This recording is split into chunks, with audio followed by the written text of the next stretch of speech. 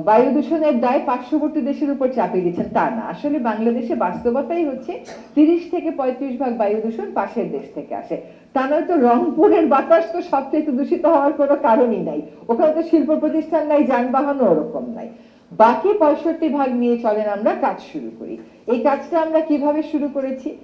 একটা হচ্ছে সাভার থেকে যে ইটভাটার এবং অন্যান্য শিল্প প্রতিষ্ঠানের দূষণগুলো ঢাকাতে আসে, ওইটা একটা বড় কারণ ঢাকার বাতাস দূষিত করার। আমরা সাভারকে ডিগ্রেডেড এয়ারশেড ঘোষণা করেছি। এখন আমাদের দ্বিতীয় কাজ হবে ওইখান থেকে যাতে শিল্প প্রতিষ্ঠানের দূষণগুলো ঢাকার দিকে না আসে সেটা নিশ্চিত করা। এটা কি বাংলাদেশের বাস্তবতায় খুব সহজ কাজ? আমরা চেষ্টা করব নিশ্চিত করতে, কিন্তু প্রথম দফাতেই আমরা পেরে যাব সেরকম না, কিন্তু প্রক্রিয়াটা শুরু হলো।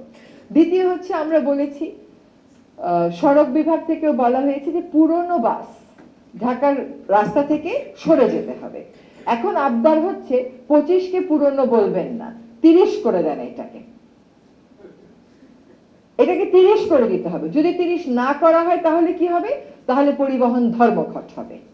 ঠিক যেভাবে পাথর তোলা বন্ধ করার কথা বলার পরে পরিবহন ধর্মঘট হয়েছিল, এখন পরিবহন ধর্মঘটের ডাক আসলো। আরেকটা কাজ হচ্ছে ময়লা যাতে না পোড়ায়, উন্মুক্ত স্থানে ময়লা পোড়ানো। আপনারাও যেখানে দেখবেন বাধা দেবেন।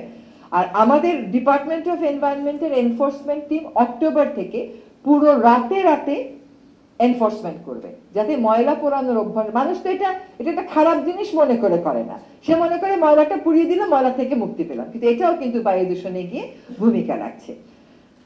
আরো দুটো কাজ আমরা করেছি। বায়ু দূষণের অ্যালার্ট আমরা করি যে সকলেই যেন একটু মাস্কটা পরে চলেন। পাথর উত্তোলনের বিরুদ্ধে যেমন করে গোটা জাতি এক হলো, ওই রকম ভাবে কালো ধোঁয়া নির্গমনকারী গাড়ির বিরুদ্ধেও সকলে একসাথে কথা বলেন যে আমাদের গাড়ি লাগবে, বাস লাগবে, কিন্তু কালো ধোঁয়া নির্গমনকারী গাড়ি আমরা আমাদের রাস্তায় দেখতে চাই না। আর সরকার তার জায়গা থেকে আইন প্রয়োগের কাজটা করবে। সরকারের জন্য এই কাজটা সহজ হবে যখন এটার ব্যাপারে জনমত গড়ে উঠবে। আমি আগে বেলায় কাজ করতাম বলে যে কোনো পরিবেশ সমস্যার সাথে আপনারা আমাকে ট্যাগ করে ফেলেন। যেমন পাথর তুললেও আমাকে ট্যাগ করেন, বালু তুললেও আমাকে ট্যাগ করেন। পাথর এখন খনিজ সম্পদ মন্ত্রণালয়ের, বালু এখন ভূমি মন্ত্রণালয়ের।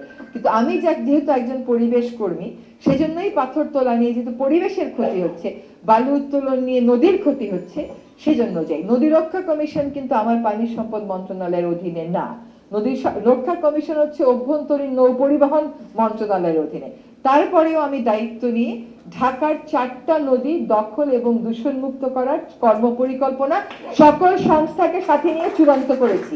এখন একটু আসার খবর দেই যে এইটা আমরা ওয়ার্ল্ড ব্যাংক এবং এডিবির কাছে অর্থায়ন চেয়েছি, তারা আমাদেরকে অর্থায়ন দিবে প্রতিশ্রুতি দিয়েছে।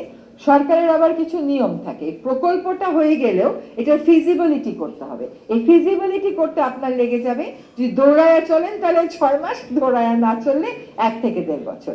তারপরে ওই কাজগুলো আমাদেরকে হাতে নেবে, সেই সময়টা আর আমি পাবো না।